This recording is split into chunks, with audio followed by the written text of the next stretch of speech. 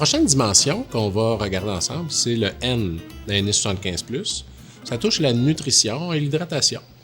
En général, avec le vieillissement normal, une personne va avoir un appétit qui est relativement préservé, même si des fois, il va diminuer un petit peu ou requiert qu'on prenne des plus petits repas un petit peu plus souvent.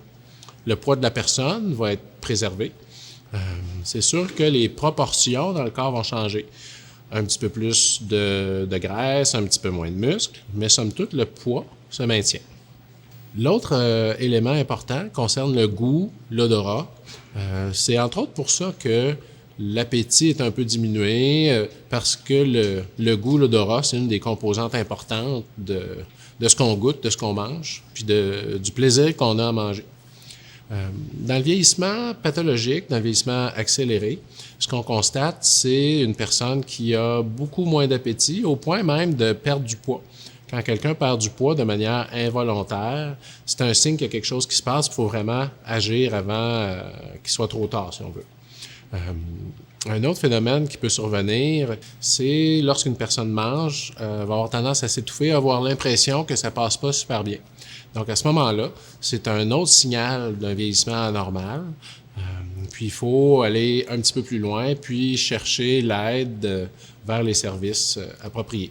Le premier E de NS75+, c'est l'élimination. Évidemment, c'est un sujet qui est extrêmement tabou, mais qui vaut la peine d'aborder parce qu'il y a plusieurs choses qu'on peut faire quand la situation est anormale. On remarque plusieurs changements au niveau de la vessie, au niveau de l'intestin. Au niveau de la vessie, on note que la capacité est moins grande, ce qui va amener les personnes à aller uriner beaucoup plus souvent qu'ils le faisaient quand ils étaient plus jeunes.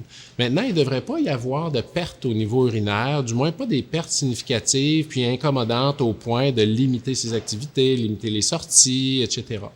Quand il y a de l'incontinence, que ce soit urinaire ou fécale, il faut vraiment se poser la question du pourquoi, parce que ça ouvre des portes à l'amélioration de la situation, soit par des traitements, soit par des façons de compenser.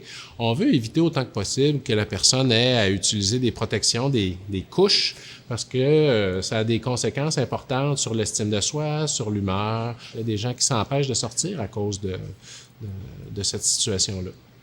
Au niveau intestinal, il peut y avoir un petit peu plus de difficultés en ce qui concerne là, la capacité d'aller à la selle. Maintenant, une personne qui a des fonctions normales à ce sujet-là, même si elle va avoir de temps en temps de la constipation, elle ne devrait pas avoir de blocage significatif, ne devrait pas avoir de douleur significative, ne devrait pas non plus avoir de pertes là, comme des pertes sanguines au niveau de l'élimination.